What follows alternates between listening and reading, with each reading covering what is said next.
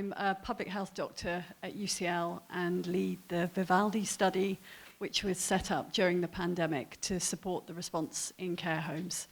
I'm really happy through this talk to take questions as we go, so do feel free to just stick your hands up and ask as we go along if that's helpful. I hope you find it interesting, and yeah, we'll have time for questions at the end as well.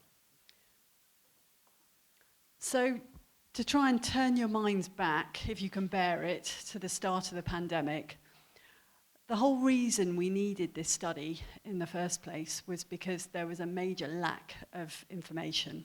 And so you'll be familiar with these terrible headlines that we saw. But our real problem, or one of our problems, was that we knew there were deaths in care homes, but we had no data on infections.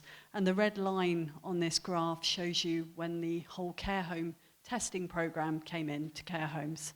So you can see, if we wanted to understand what was going on, our problem was that it all happened by the time that the testing had been set up. And so because of this, everybody realized, well, we need to do something about it, we need some data. And so we were asked to set this study up. It was a program of research that was funded by the government, started in May 2020. We were supposed to end in about 12 months, but as you will realize, we've been extended to try and respond to the different challenges that have taken place throughout the pandemic. And we're currently on round 3. We've got 300 homes that are taking part in the study now. And very importantly, this has really been all about partnership with providers. It would never have worked otherwise. And throughout, our goal has not been to try and do usual research, and by which I mean publishing papers, doing the things that academics usually do. It's been much more about how do we get the evidence into practice to try and inform decision making. And that really has been our ethos throughout. And I hope that the data I show you will convince you that's true. So we started off doing a survey in care homes, and some of you may have taken part in this. And the reason we did a survey of care home managers was because we needed to try and understand 2 things. The first was, well, how many people in care homes have been infected, so both staff and residents. But the second was, well, why are some homes getting outbreaks and large outbreaks and others aren't? And because, as I've said at the time, there was so little testing going on, the best way to try and get this information quickly was to ask care home managers, because they were the ones who had the best overview of what was going on in the homes. So what we did, working with Ipsos Mori, was to phone up over 5,000 care home managers in a very short period of time, and to do a questionnaire, and to say, well, how many people in your home have had COVID, and tell us about your care home. Tell us about the kind of control measures that are in place. Are you cohorting? What are you doing about cleaning? All of those kind of things. We focused on homes for older adults, and this was a big collaboration with those organizations that are listed there. And so the idea was get the data quickly, bring it in together, do some analysis, and then push those results to policymakers as fast as we could. And so we were able to get the results out in July, which might not sound that fast, but believe me, for research, is like lightning pace. And the 2 key things were, first of all, being able to estimate how many people had tested positive. So we found that around 11% of residents and 4% of staff had tested positive by July. Of course, that's an underestimate, but that was based on the testing data. But probably more importantly, we got some ideas into the kinds of factors that seem to be causing infections and outbreaks. And I'll just try and walk you through this diagram. So the factors are on the left, and you can see we looked at infections in residents, infections in staff, outbreaks, and large outbreaks. And basically the lines that are red the whole way across show you the things that were most important. So things like homes that said they were finding it difficult to isolate residents, often because of dementia, they were the homes that were having outbreaks, unsurprisingly. We also found that things like sick pay were important, so homes that didn't pay sick pay had more infections in residents, or didn't pay full sick pay, had more infections in residents and staff. So this is a survey. It's a very long way from perfect, but because it was a pandemic, because we could do it quickly, it provided really useful information at the time. And so the kinds of things this helped us with was to understand, back in June, should the limited testing capacity focus on residents or staff? And our data suggested that staff were more likely to infect residents than the other way around, so focus your testing on staff at the start. It also showed that homes that didn't pay full sick pay were more likely to have infections in staff and residents, so that supported the decision to establish the Infection Control Fund, which you will all know about, to provide this flexible funding so staff could afford to self-isolate when unwell. And the data also suggested that homes that had staff that worked across multiple care homes were more likely to have infections in staff. So again, supporting the policy to try and limit staff movement across care homes. And all of this was July, so in time to be useful.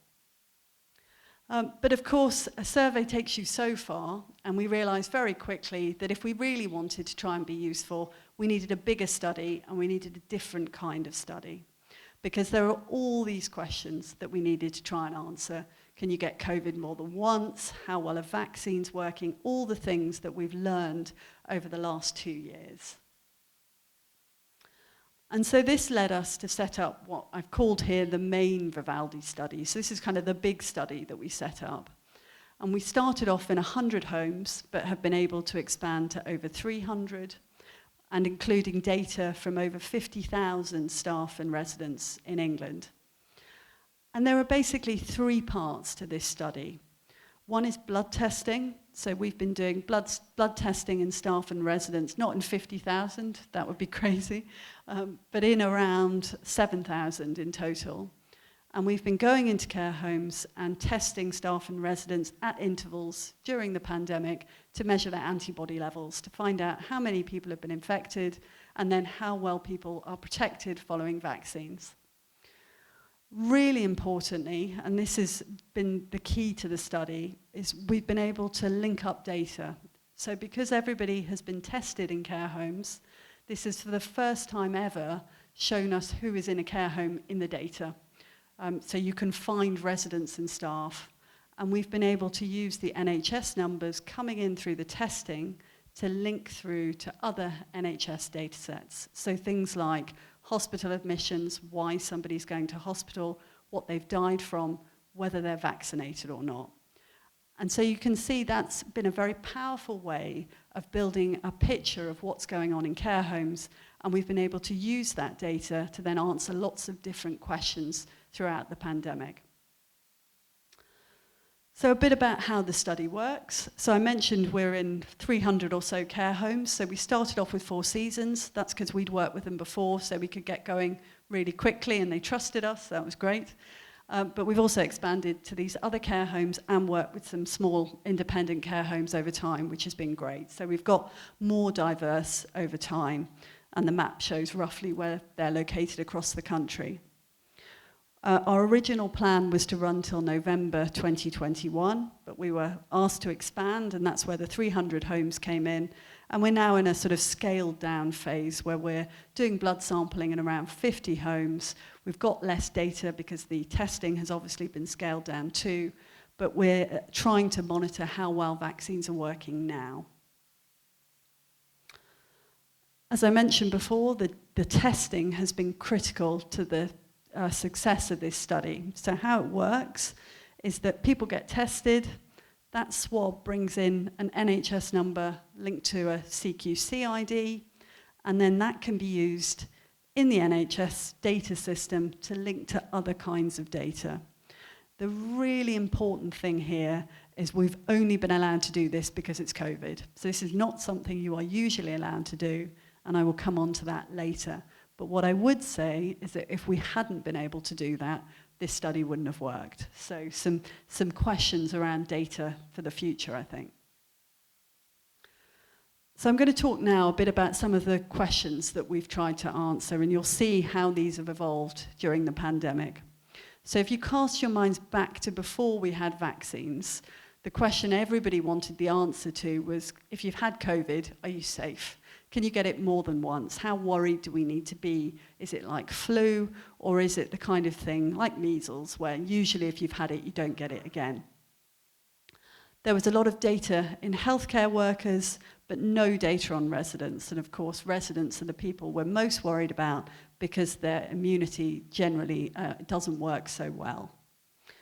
And so this is where our blood sampling came in, and we started doing this in June, July, and we did 3 rounds between, in autumn and Christmas that year. And we tested the samples for antibodies to COVID. So this picture shows you the number of people in the care homes in Vivaldi who tested positive on PCR. And so what hopefully you can see is at the beginning, between March and June, you get this peak, it's orange, and that's because we didn't know if the tests were from staff or residents.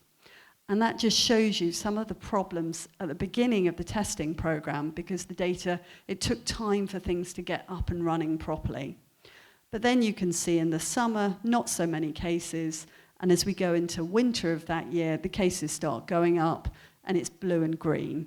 Green being staff, blue being residents. So now the data quality is better, and we can do much more with that information. But the problem we've got is we know really that first wave of infection was much, much greater than this diagram, but there wasn't much testing. So if we want to know what happened in that first wave, we can't use PCR, and that's why we did the blood tests. So where I've got the numbers show roughly when we did our rounds of blood testing.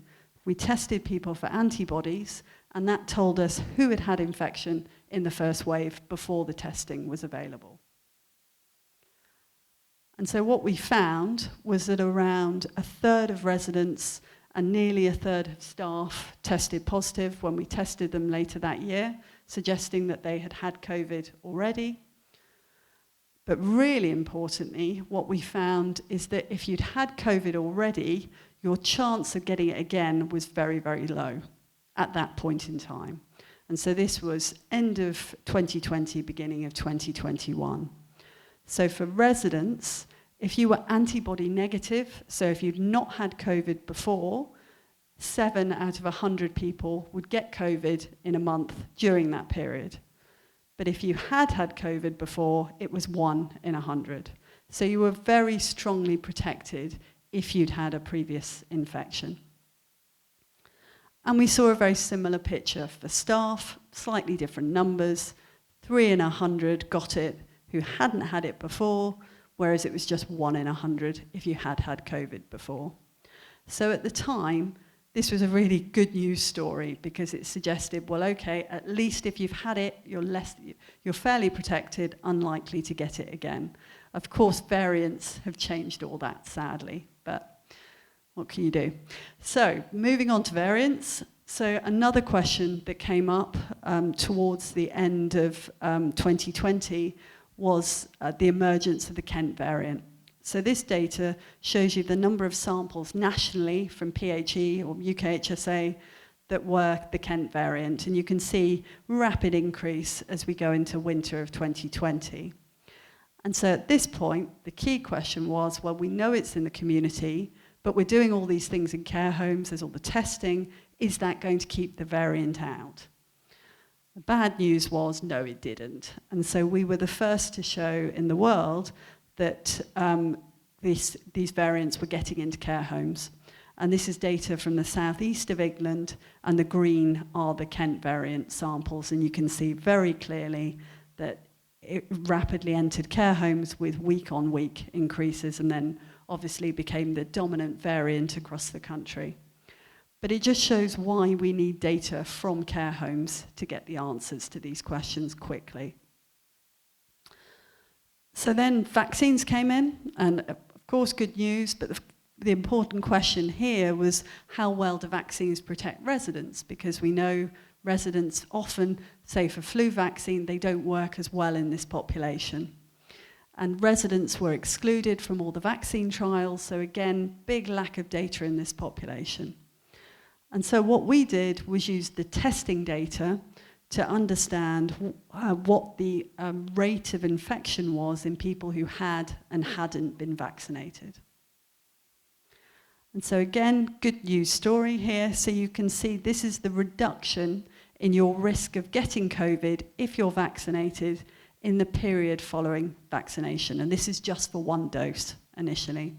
So you can see here up to 21 days after vaccine, you don't get much protection, but from 28 days onwards, we start to see a big reduction in your risk of infection, which reaches about 60% with one vaccine in residents.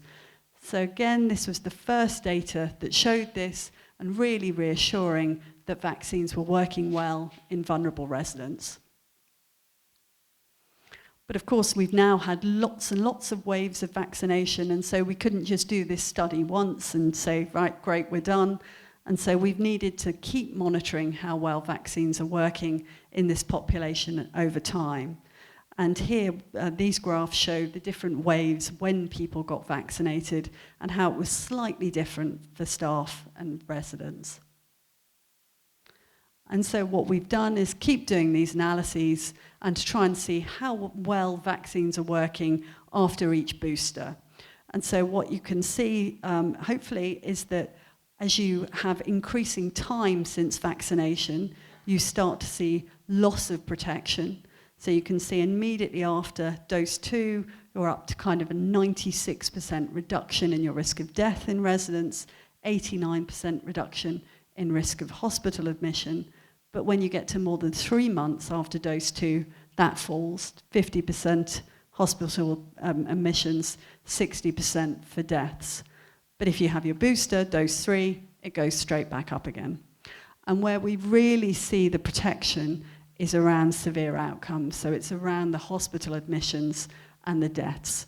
And it really emphasizes in residents in particular the importance of boosters to maintain this protection against severe outcomes. Without the data, we wouldn't be able to do any of this. I mentioned earlier that people who've been infected once were protected from getting new infections, and that was definitely true until Omicron arrived. And what we've seen with Omicron is this relationship has now changed. So the green line here is people who have not had infection before, and the red line are people who have had infection before. And what I hope you can see is that in residents, first of all, the red line is basically pretty low until Omicron arrives. And then when Omicron arrives, you don't see so much difference between green and red, which shows if you've had infection before and Omicron's around, your chance of getting infected is very similar. And it's even stronger in staff. So for staff, lower rates of infection if you've had COVID before, but when Omicron hits, it's almost identical. So it just shows we need to keep monitoring as new variants emerge because the characteristics of infection are still changing. So that's kind of a whistle-stop tour through some of the work that we've done over the last 2 years. But what I would argue is that as a result of this, we've basically established a whole program of research in care homes on infection. And we've shown that it's possible to do this kind of work by working in partnership with providers quickly and turning it around to inform policy. So it's useful. And in the process, we've built really good relationships with providers and policymakers. So we're sort of primed to do this work now. But the problem we've got is that if all of this stops, we would go straight back to a March 2020 scenario. It's not like these data problems have been solved in a permanent way. And that would mean we can't track infections apart from outbreaks, we can't monitor how well vaccines are working, and there's huge vulnerability to future infections and pandemics. And that just seems pretty crazy to me, given what we've learned. So, COVID, of course, isn't the only infection. You will all know this very well. And every year, pre-COVID, we see big outbreaks of flu, of norovirus. We have loads of hospital admissions for urinary tract infections. Infections are a massive problem. they have a huge impact on people in care homes, but also on services, both the NHS, but also providers, outbreaks, care home closures, and so forth.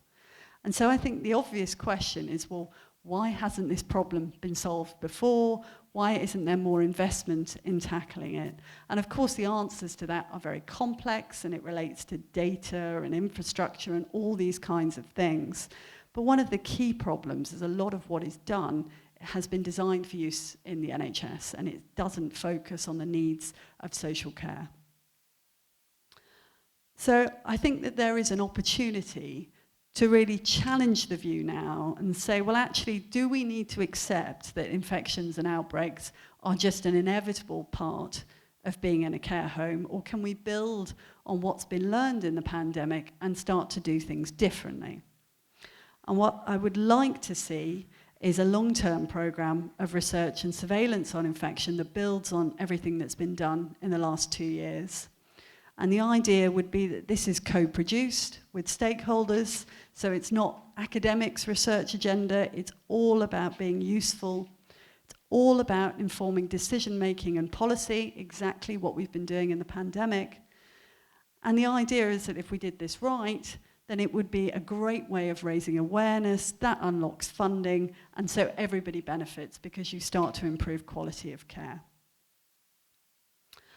And so how this could work, and this is what I've been talking a lot to various people about recently, is the idea of having a network of care homes who are sort of signed up to working together to try and tackle these problems. And so the idea would be that we would share data across a number of care homes, and we'd probably need between 500 and 1,500 to be generalizable across the country. And so that linked data would allow us to measure lots of things. It would mean we could measure things like hospital admissions for different kinds of infections, deaths from infections, but also potentially prescribing, all sorts of infection-related outcomes that are already in routine data. And that could be used for dashboards, forecasting, for providers to help them work out where they should be prioritizing their efforts. But I think what's potentially more exciting is the idea that if you get that set up, it makes it really easy to do other things in more detail.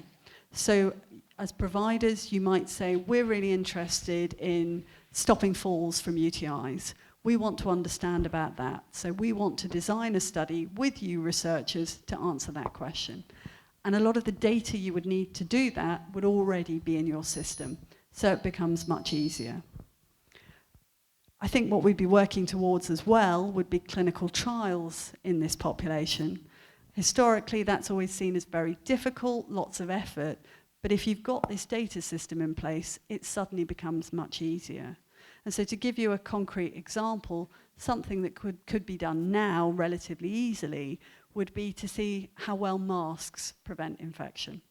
So you could take your care homes, you randomly allocate half of them to use masks, half don't use masks, and you use your data to count how many infections there are in homes that use masks and those that don't. The care homes don't have to do very much because all the data is already in the system.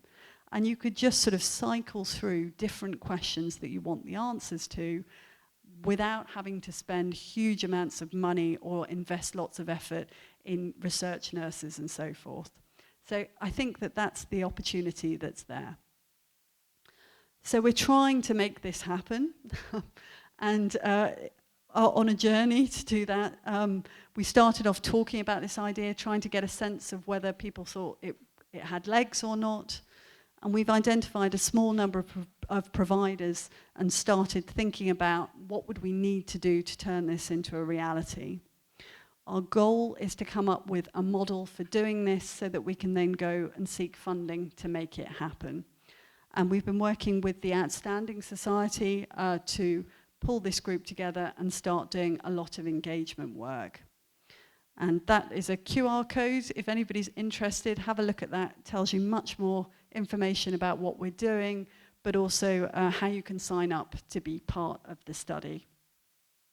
I'll just end with a big thank you, because this, as I mentioned, has been a massive team effort, and we've had huge support from care homes, but all different parts of the system. So I'll stop there. Thank you for listening.